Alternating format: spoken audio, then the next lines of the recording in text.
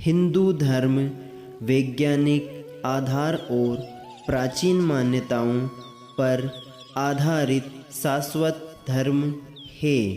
ऐसा माना जाता है कि हिंदू धर्म में प्राचीन मुनियों और देवताओं के द्वारा की गई वैज्ञानिक आधार होने से कई युग बीत जाने के बाद भी हिंदू धर्म का प्रभुत्व समाप्त नहीं हुआ।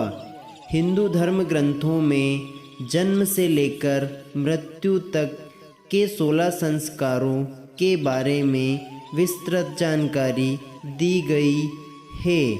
16 संस्कारों से मनुष्य के पाप और अज्ञान को दूर करके विचारों और ज्ञान को बढ़ाया जाता है। ऐसा माना जाता है कि किसी भी व्यक्ति के व्यक्तित्व के विकास में 16 संस्कार का विशेष महत्व होता है। सनातन धर्म के 16 संस्कार और उनका महत्व। नंबर 1, गर्भधान संस्कार। विवाहित स्त्री जब शुद्ध विचारों और शारीरिक रूप से स्वस्थ होकर गर्भधारण करती है तब उसे स्वस्थ और बुद्धिमान शिशु की प्राप्ति होती है। इस संस्कार से हिंदू धर्म यह सिखाता है कि विवाहित स्त्री पुरुष का मिलन पशुवत न होकर अपनी वंशवृद्धि के लिए होना चाहिए। नंबर 2, पुंसवन संस्कार। गर्भधारण के 3 माह बाद गर्भ में जीव के संरक्षण और विकास के लिए यह आवश्यक है कि स्त्री अपने भोजन और जीवन शैली को नियम अनुसार करें।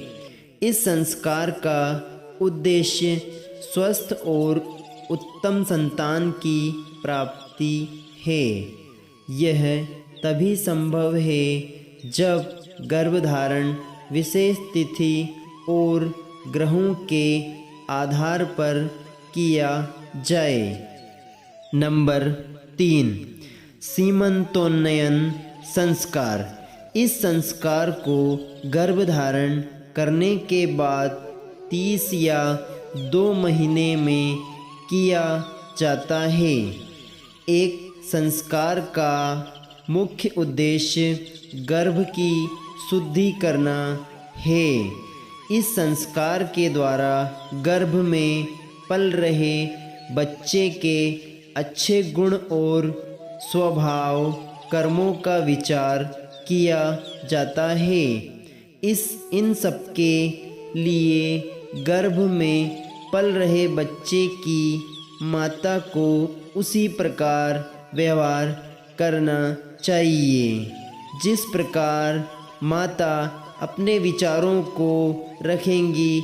उसी प्रकार से बालक के जीवन पर भी उन्हीं का प्रभाव पड़ेगा। नंबर 4, जात कर्म संस्कार। शिशु के जन्म के बाद इस संस्कार को किया जाता है। यह संस्कार गर्भ में उत्पन्न दोषों को खत्म करने वाला होता है। इस संस्कार में नवजात बच्चे को अनामिका उंगली या फिर सोने की चम्मच से शहद और घी चटाया जाता है। ऐसा माना जाता है कि घी आयु बढ़ाने वाला और पित्त व वात का नाशक होता है और शहद कफ नाशक होता है। नंबर 5, नामकरण संस्कार। शिशु के जन्म के बाद नामकरण संस्कार किया जाना बहुत जरूरी है। किसी पंडित या ज्योतिषी के द्वारा अपने बच्चे का नाम सुझाया जाता है। उसके बाद उस बच्चे के नए नाम से सभी लोग उसके सुख समृद्धि की कामना करते हैं। नंबर 6, निष्क्रमण संस्कार। इस संस्कार में बालक को सूर्य चंद्र की ज्योति के दर्शन कराए जाते हैं। जन्म के चौथे मास में यह संस्कार किया जाता है। इस दिन से बालक को बाहरी वातावरण के संपर्क में लाया जाता है। शिशु को आसपास के वातावरण से अवगत कराया जाता है। नंबर 7, अन्नप्राशन संस्कार। अन्नप्राशन संस्कार के द्वारा बच्चे के उन सभी दोषों का नाश हो जाता है जो दोष माता के पेट में रहते हुए शिशु में आ जाते हैं। इस संस्कार के माध्यम से नवजात बच्चे को पहली बार अन्न खिलाया जाता है और उसकी लंबी आयु की कामना की जाती है। नंबर 8, मुंडन संस्कार। इसके लिए शिशु के जन्म के बाद के पहले, तीसरे और 5वें वर्ष का चयन किया जाता है। शारीरिक स्वच्छता और बौद्धिक विकास इस संस्कार का उद्देश्य है। माता के गर्भ में रहने के समय और जन्म के बाद दूषित कीटाणुओं से मुक्त करने के लिए यह संस्कार किया जाता है। स्वच्छता से शारीरिक, मानसिक और बौद्धिक विकास अधिक तीव्र गति से होता है। यह विज्ञान भी मानता है। नंबर 9, कर्णवेधन संस्कार। इस संस्कार में बच्चे के कान छेदे जाते हैं। इस संस्कार को शिशु के जन्म के बाद 6 माह से लेकर 5 वर्ष की आयु तक के बीच में किया जा सकता है। नंबर 10, यज्ञोपवीत संस्कार। इस संस्कार को यज्ञोपवीत संस्कार के नाम से जानते हैं। इस संस्कार में बालक को पूजा विधि और विधान के साथ जनेऊ धारण करवाया जाता है। जनेऊ में 3 धागे होते हैं जिन्हें ब्रह्मा, विष्णु और महेश का प्रतीक माना जाता है। प्राचीन काल में इस संस्कार के बाद ही किसी बालक को वेदों के अध्ययन का अधिकार प्राप्त होता था और इससे हमारे वीर्यपात में भी कोई दिक्कत नहीं होती है। नंबर 11, विद्यारंभ संस्कार। विद्या आरंभ का अभिप्राय बालक को शिक्षा के प्रारंभिक स्तर से परिचित कराना है। प्रारंभिक काल में जब गुरुकुल की परंपरा थी तो बालक को वेद अध्ययन के लिए भेजने से पहले घर में अक्षरबोध कराया जाता था। माता पिता तथा गुरुजन पहले उसे मौखिक रूप से श्लोक, पौराणिक कथाओं आदि का अभ्यास करा दिया करते थे ताकि गुरुकुल में कठिनाई ना हो। हमारा शास्त्र विद्यानुरागी है। विद्या अथवा ज्ञान ही मनुष्य की आत्मिक उन्नति का साधन है। शिक्षा विज्ञान की ओर प्रथम कदम है, यही यह संस्कार बताता है। नंबर 12 केशांत संस्कार। प्राचीन काल में गुरुकुल में रहते हुए जब बच्चे की शिक्षा पूर्ण हो जाती थी तब गुरुकुल में ही बच्चे का केशांत संस्कार करवाया जाता था। इस संस्कार में बच्चे को पहली बार दाढ़ी बनाने की स्वीकृति दी जाती थी। इस संस्कार को गोदान संस्कार के नाम से भी जाना जाता है।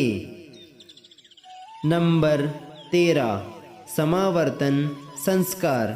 शिक्षा के पूर्ण होने के बाद जब कोई बालक अपने गुरु की इच्छा से ब्रह्मचर्य के बाद अपने घर लौटता है तो उसे समावर्तन संस्कार कहा जाता है। इस संस्कार को प्राचीन समय में दूध वेद स्तन संस्कार भी कहा जाता था। इस संस्कार के बाद एक ब्रह्मचारी बालक गृहस्थी जीवन में प्रवेश करने का अधिकार प्राप्त कर लेता है। नंबर 14 विवाह संस्कार। विवाह संस्कार के द्वारा पुरुष स्त्री को सभी देवी देवताओं की पूजा आराधना के बाद अपने घर ले आता है और उसके साथ धर्म का पालन करते हुए जीवन यापन करता है। नंबर 15 विवाह अग्नि संस्कार। विवाह संस्कार के समय जब हवन आदि किया जाता है इसे विवाह अग्नि कहा जाता है। विवाह के बाद वर और वधू इसी अग्नि को अपने घर में लाकर किसी पवित्र स्थान पर प्रज्वलित करते हैं। विवाह संस्कार अपने बाद अपनी पीढ़ी का अंश इस दुनिया को दिए जाने का मार्ग है। परिपक्व आयु में विवाह संस्कार प्राचीन काल से मान्य है। सामाजिक बंधनों में बांधने और अपने कर्मों से न भागने देने के लिए बच्चों को विवाह संस्कार करके एक आवश्यक डोर में बांध दिया जाता है। नंबर 16 और अंतिम संस्कार। इसे अंत्येष्टि संस्कार भी कहा जाता है।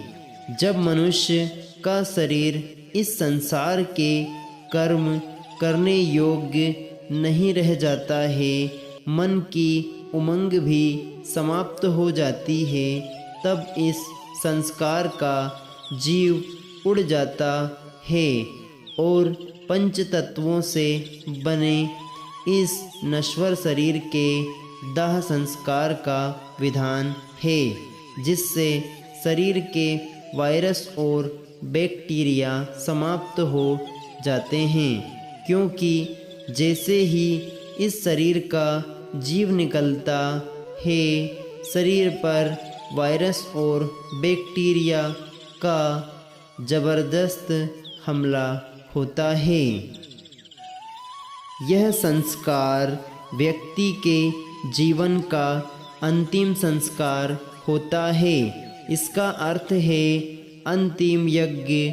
आज भी हिंदू समाज में शव यात्रा के आगे घर से ही अग्नि जलाकर ले जाई जाती है और इसी अग्नि से चिता प्रज्वलित की जाती है।